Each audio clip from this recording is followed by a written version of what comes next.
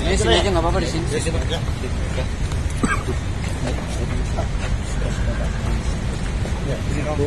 Dari Farida sini. Bentar ya Pak. Ya.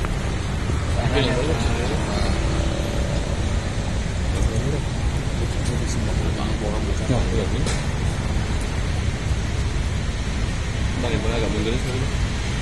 Bentar ya Pak.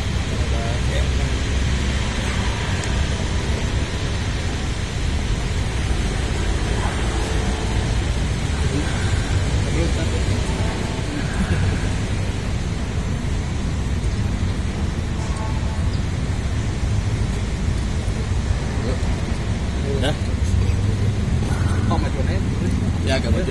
Di Matahari. Sini nggak apa-apa. Ya nggak apa-apa. Oke, kena matahari juga. Yang ngomong Bapak dulu. Yang ngomong Bapak dulu. Oke. Assalamualaikum semuanya, selamat sore pada rekan-rekan dari media. Mohon maaf kita berkumpul pada hari ini dalam rangka adanya berita-berita mengenai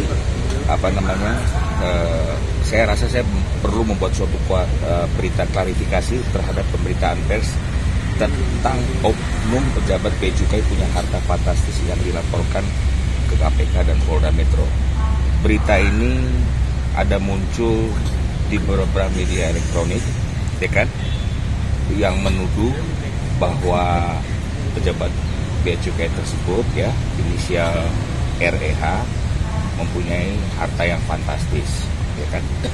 Namun berita ini sebetulnya awalnya bermula dari adanya laporan yang kami buat di Direktorat Kriminal Khusus Polda Metro di awal November 2023. Dalam hal ini PT MCA, Mitra Cipta Argo, ya, itu adalah sebagai direktur utama Pak Wijanto Kertasana.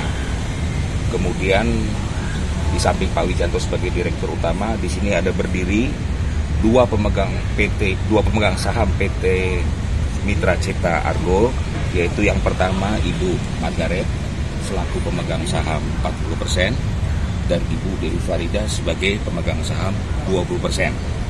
Nah, PT Cipta Argo itu bergerak dalam bidang usaha. Mitra Cipta Argo itu bergerak dalam bidang usaha trading. Dalam hal ini kita jual beli pupuk, ya. Jadi PT MCA itu mengimpor pupuk dari luar negeri ke dalam negeri, ya kan.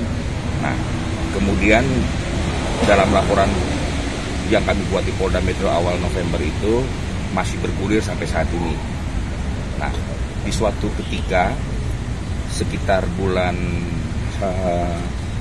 Maret 2024, Pak REH di sini ada, beliau yang sebagai ASN Bea Cukai dalam hal ini dituduh mendapat somasi dari Eternity Law Firm, mensomasi pribadinya Pak REH ini. Dalam somasi itu kurang lebih bahwa Pak REH diminta untuk mencabut laporan yang ada di Polda Metro. Padahal laporan tersebut bukan Pak RH yang membuat, tapi adalah PT Cipta Argo yang diwakilkan oleh Ibu Margaret dan Ibu Dewi Farida. Nah, jadi sampai saat ini persoalan itu masih berjalan, tapi semuanya itu adalah semua bermulanya dari laporan PT MCA yang ada di Polda Metro tersebut. Nah, mengenai uang adanya 60 miliar itu segala macam yang di berita-berita sebelum itu adalah 60 miliar adalah uang yang kami duga digelapkan oleh Wijanto Kertasana selaku direktur utama PT MCA. Dia kan berarti harus memenuhi tanggung jawab itu dulu dong, karena PT MCA yang diwakilkan oleh mereka berdua melaporkan adanya dugaan tindak pidana penggelapan dalam jabatan dan dugaan adanya pemalsuan akte dan dugaan adanya tindak pidana pencucian uang. Itu awal semuanya. Nah, kemudian yang saya menjadi sebagai kuasa hukum yang saya tidak menjadi mengerti, memahami kenapa kok pribadinya Bapak REH ini yang diserang gitu loh. Nah, Pak REH ini memang adalah suami dari Ibu Margaret. Tapi di dalam PT MCA, Pak REH tidak ada sebagai pemegang saham. Sementara dalam somasi yang disampaikan oleh Eternity sebagai kuasa hukumnya Wijanto Tirtasana itu mengatakan bahwa dia diduga punya rekening gendut dan lain sebagainya, sedangkan yang bersangkutan sudah melengkapi semua LHKPN, ya kan? Sampai yang terakhir tahun 2023, dan itu sudah dilaksanakan dengan penuh tanggung jawab hukum Pak REH terhadap negara gitu loh. Nah, jadi berita-berita ini semakin tidak baik karena kami selama ini tidak pernah menanggapi gitu loh. Sementara pribadi dari Pak REH ini sangat dirugikan sekali, ya kan, dengan boleh dikatakan fitnah lah ya, bahwa dia punya begini. Sementara uang 60M itu adalah bukan uangnya Pak REH, tapi uang yang diduga tidak bisa dipertanggungjawabkan oleh Bapak Wijanto Tirtasana sebagai direktur utama selama menjalankan operasional PT tersebut sejak tahun November 2018. Jadi kurang lebih seperti itu gambarannya. Mungkin dari yang lainnya ada pertanyaan atau bagaimana? Kalau Pak REH sendiri Pak, tanggapannya Pak? Ya, tanggapan saya, jadi memang ini kan bergulir di berbagai media. Tuduhan utamanya bahwa saya mempunyai kekayaan 60 miliar dan ini terus digulirkan. Nah, ini saya perlu klarifikasi bahwa sebenarnya tuduhan itu memfitnah dan saya sangat terzolimi. Saya sangat terzolimi dengan tuduhan itu karena itu terus digulirkan. Nah, karena itu kami sekarang ini ingin mengklarifikasi bahwa 60 miliar itu tadi sudah dijelaskan oleh teman-teman dari PT MCA. Sebenarnya 60 miliar itu adalah uang perusahaan PT Mitra Cipta Agro hasil daripada usaha sepanjang tahun 2017 sampai 2023. Nah, itu diduga digelapkan oleh direktur utama yang berinisial yang bernama Wijanto Tirtasana, yaitu digelapkan dengan diduga dia membeli aset-aset ya. Nah, nanti dijelaskan oleh teman-teman kemana saja 60 miliar itu. Jadi 60 miliar itu adalah bukan uang saya, ya, bukan uang saya, tapi adalah 60 miliar itu uang dari justru uang perusahaan PT Mitra Cipta Agro hasil usahanya. Ada keuntungan, kemudian ada laba mungkin.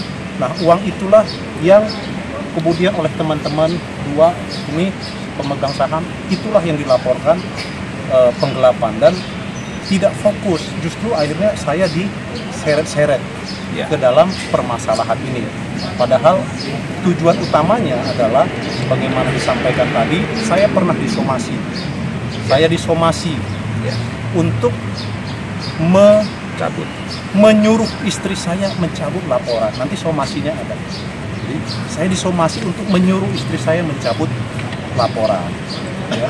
Dan saya ada niat baik, saya temui, itu somasi saya temuin itu, karena saya berniat baik, saya temuin para pengacaranya dan saya tanyakan kira-kira bentuk kekeluargaan itu apa gitu loh.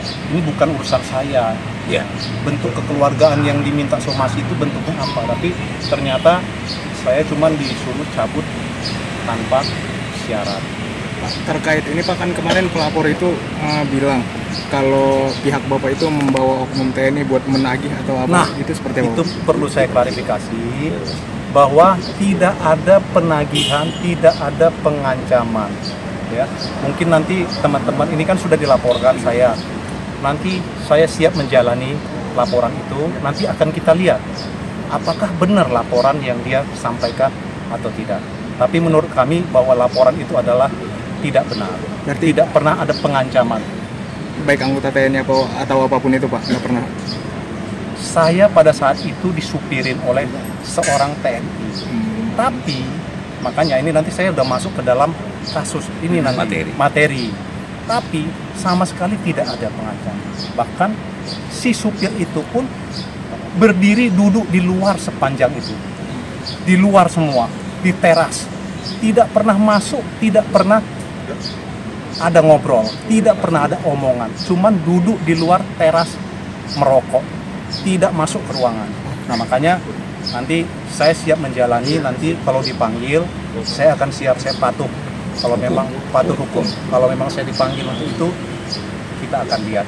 Abang melihat pelaporan yang disampaikan itu berkorelasi dengan Justru sekarang, mohon maaf ya, justru sekarang itu yang melaporkan kan kuasa daripada Wijanto Tirtasana, ya kan? Nah kita juga jadi heran, kok jadi beliau yang dilaporkan pribadinya gitu loh, ya kan? Karena tidak ada kaitan PT MCI sama sekali dengan Pak REH ini, sama sekali tidak ada kaitannya. Dan bahkan beliau tidak pernah melakukan suatu perbuatan apapun terhadap PT MCA. Nggak ada menggunakan fasilitas, nggak ada melakukan intervensi. Impor pupuk kita bayar, biayanya semua dibayar, semua dibayar. Jadi nanti di sini ibu pemegang saham ini kebetulan Bu Margaret sebagai direktur utama, sebagai komisaris, mereka yang mengikuti operasional selama ini gitu loh. Jadi sekarang justru kita menjadi bertanda tanya, kenapa pribadinya Pak REH kan patut dipertanyakan, kok pribadi Pak REH yang diserang? Ini yang sebetulnya bagi saya juga, saya belum bisa melihatnya gimana gitu loh. Nah, justru saya mau bertanya itu. Jadi selama ini kan ya berita itu sudah mengenai Pak REH terus. Pak REH-nya yang saya pikir nih kok pribadinya gitu loh. Padahal tidak ada sama sekali kaitannya sama Pak REH. Karena di dalam PT, aktenya PT MCA tidak ada nama Pak REH sama sekali. Abang melihat nggak itu sebagai bargaining posisi? Nah, pertanyaan itu bagus. Ya, saya terima kasih atas itu. Saya melihat kemungkinan ada saja kemungkinan sebagai bargaining.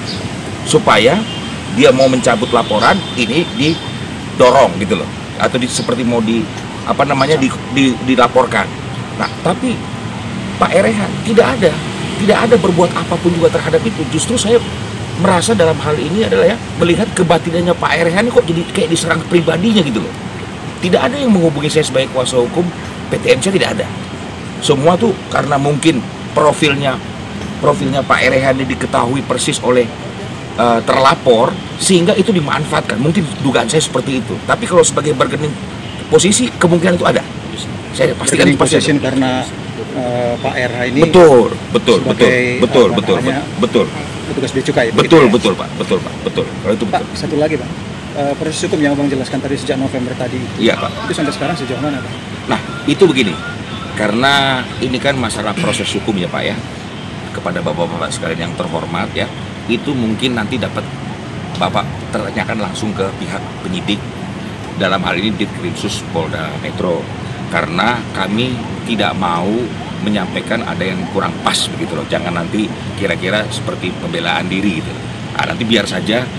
Saya yakin sampai saat ini pihak penyidik Ditkrimsus Polda Metro bekerja dengan baik dan mereka masih melakukan pekerjaannya dengan baik juga. Oke, cukup ya. Terima kasih Pak. Ya, cukup.